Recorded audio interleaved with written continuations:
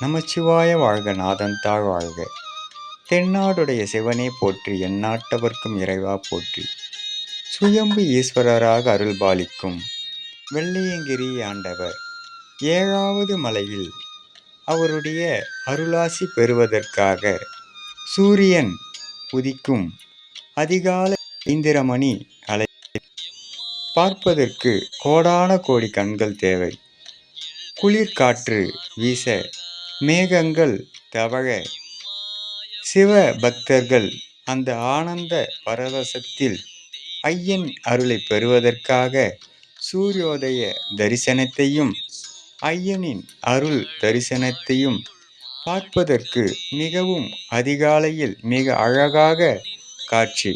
இது போன்ற காட்சி பார்ப்பதற்கே பெரும் பாக்கியம். ஐயனின் அருள் எல்லோருக்கும் கிடைக்க அதிகாலை தரிசனமாகும்.